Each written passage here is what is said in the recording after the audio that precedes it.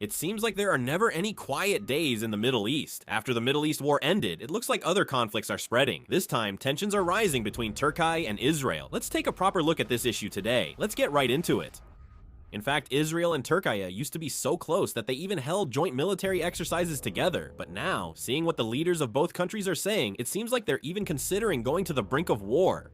President Erdogan of Turkey directly criticized Israel after the Hamas terror attack on October 7, 2020. To give you an idea, in August 2024, Hamas's top leader, Ismail Haniyeh, was killed by Israeli forces in Iran. At that time, Turkey even flew its flag at half-mast at its embassy in Israel to mourn Ismail Haniyeh.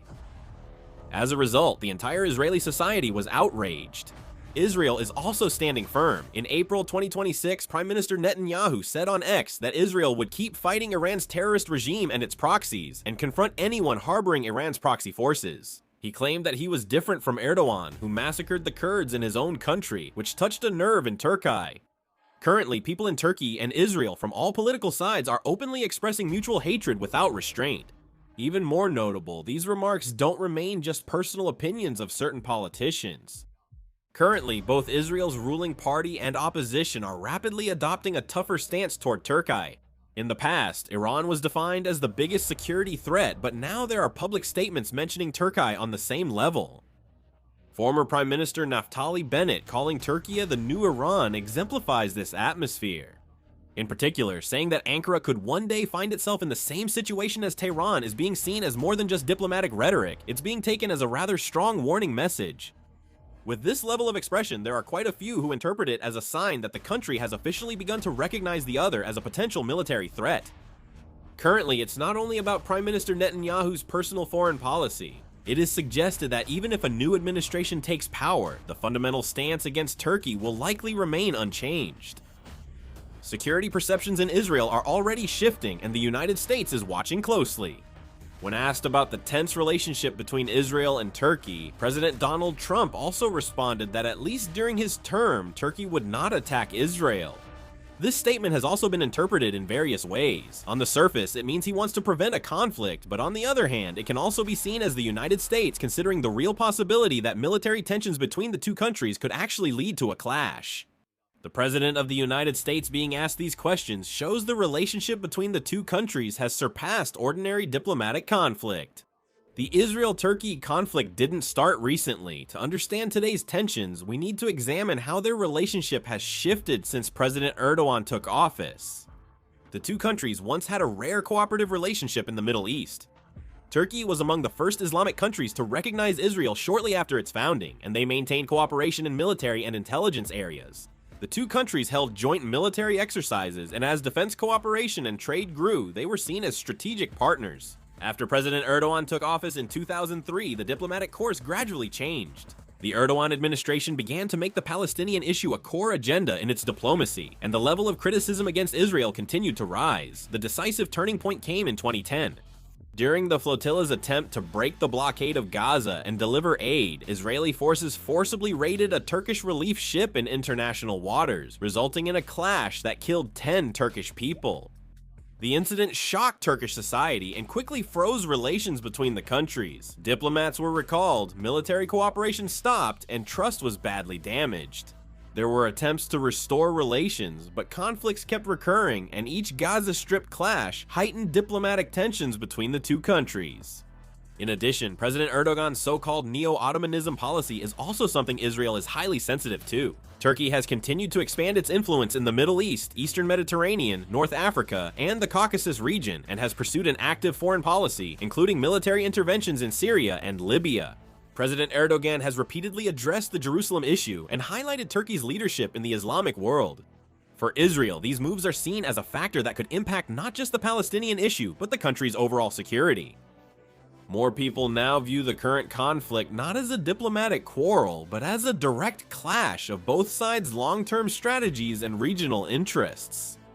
Even now, the conflict between Israel and Turkey continues, and on June 28, Israel officially recognized the Armenian genocide. This incident is known as the Massacre of Armenians and Other Minorities by the Ottoman Empire, the predecessor of Turkey from 1915 to 1923. It is estimated that 1.5 million people died as a result. Turkey uses the term the 1915 incident to downplay it and interprets it as clashes between both sides during the war. In a way, this is a historical sore spot for Turkey, and Israel targeted this by using the term genocide to criticize Turkey. Turkey's Ministry of Foreign Affairs strongly responded, stating the Israeli government, which faces genocide charges at the International Court of Justice for actions in Gaza and the persecution of Palestinians, is attempting to divert attention from its crimes with a political decision about the 1915 incident. They added that these malicious attempts, which ignore legal and historical facts, reveal the predicament of Netanyahu and his accomplices, who face International Criminal Court arrest warrants for crimes against the Palestinian people. They also stated that Turkey will work to stop Israel's expansionist, destabilizing policies and hold the Netanyahu government legally accountable for crimes against Palestinians and other civilians. Here, the most significant recent change is in Turkey's Air Force capabilities. Within Turkey, there is growing anticipation that the possibility of acquiring F-35 fighter jets may be revived as relations with the United States improve. Originally, Turkey was part of the Joint Development Program for the F-35, and it was such an important partner that several of its domestic companies were involved in the production process. But in 2019, Turkey's purchase of the Russian S-400 air defense system completely changed the situation. The United States judged that operating the Russian air defense system together with the F-35 could lead to the leakage of key military technology, and as a result, took strong measures by excluding Turkey from the F-35 program. Delivery of completed fighter jets stopped, and contracts for related parts were canceled one after another. Additionally, export restrictions on military equipment and advanced parts have caused major setbacks in Turkey's next-generation fighter jet development. But recently, the atmosphere has been gradually changing. Ahead of the NATO summit to be held in Ankara on July 7, President Donald Trump of the United States expressed the view that some key sanctions on Turkey could be eased, raising expectations. There are discussions about easing export restrictions on key aerospace parts, like the Z engine. If implemented, these measures could greatly support Turkey's Kayan 5th-generation fighter jet project, which has faced major delays from parts shortages. In addition, some analysts are predicting that if relations with the United States improve further, there is even a possibility that Turkey could rejoin the F-35 program in the long term.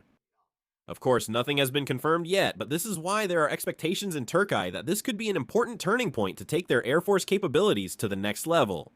Israel is closely monitoring these changes and has kept the qualitative edge of its Air Force in the Middle East as a key pillar of its national security. Israel often views neighboring countries obtaining advanced fighter jets or boosting air power as security threats. For this reason, Israel is also expanding its security cooperation with Greece to keep Turkey in check. Greece is also a country that has had long-standing conflicts with Turkey over issues such as the sovereignty and airspace of the Aegean Sea, maritime boundaries in the Eastern Mediterranean, and the Cyprus issue. As their interests align, military cooperation between Israel and Greece has become much closer than before, and there are assessments that a new security structure is forming around Turkey. Amid these conflicts, the United States is in the most awkward spot because it sees both Israel and Turkey as key strategic assets.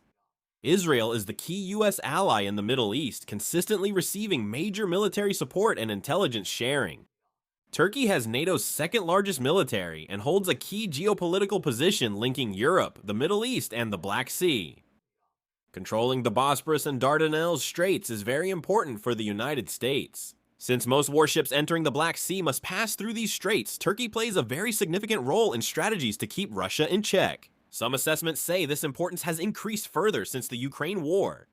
That's why it's hard for the United States to take sides openly. If the United States supports Israel too much, its relationship with Turkey could deteriorate. On the other hand, if it focuses on improving relations with Turkey, it has to endure strong backlash from Israel and the US Congress. Recently, the United States has sought diplomatic coordination to lower the risk of conflict between the two countries. In Syrian airspace, with both the Israeli Air Force and Turkish military operating at times, the US closely monitors the situation to prevent accidental clashes. However, it's realistically hard to choose an option that would sacrifice the relationship with Israel, our most trusted Middle East ally. For these reasons, it is highly likely that the United States will invest considerable diplomatic effort to manage the situation so that the conflict between the two countries does not escalate further. Some analysts believe that what the United States wants right now is not for either side to win, but to maintain a situation where its two key allies do not engage in military conflict with each other. This has been global view.